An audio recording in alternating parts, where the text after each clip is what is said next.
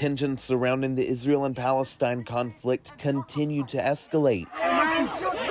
And that tension goes beyond campus rallies. As I'm trying to sit down, take my flag off, some woman came up to me from behind and poured like soda or some red stained liquid at me and all over my flag. So we brought together two individuals with opposing views and sat them down in the same room. This is Neil. I'm Israeli American. I lived most of my life in Israel. My family still lives there. And this is Noor. I'm a Palestinian American. My family's from Jerusalem. An immediate area of disagreement was Hamas. I don't see how can someone support Hamas or an organization that is its goal is to kill Jews, period. Not Zionists, not Israel, Jews.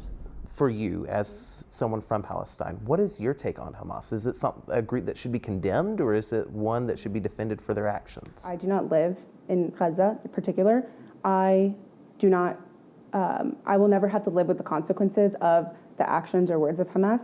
So I actually intentionally do not answer that question for that reason. This conflict has been building for decades. So we asked Neil and Noor to talk about what they feel people don't understand.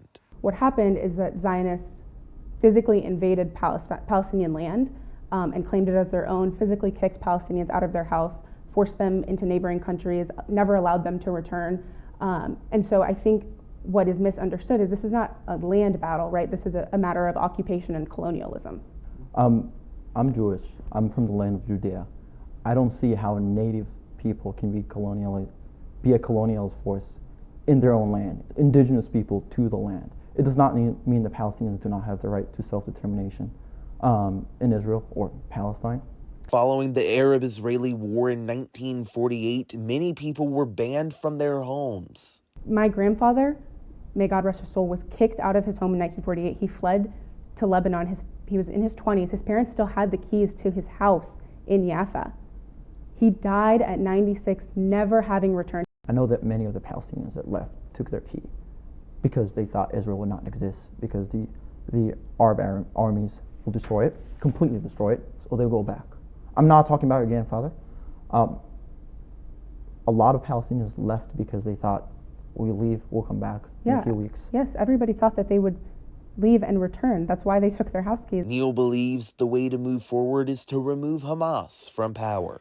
Hamas is an existential threat on me as a Jew, not as a Zionist. The same way ISIS was, and the same way the Nazis were.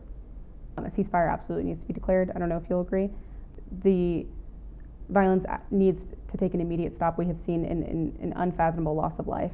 They both want peace, and I hope that other countries will do whatever they can to bring back the hostages. We've seen the U.S. played a major role in freeing 4 hostages. We want those hostages to be brought home too, right? I think that's a good point. Yeah, I want that to be very clear, is that we're not happy to see any of these people get killed, any innocent person get killed. They both want the violence to stop. It's a sliver of common ground found in the type of conversation that can sometimes feel impossible as the world continues to yell at and above one another. In Chapel Hill, Schlink reporting.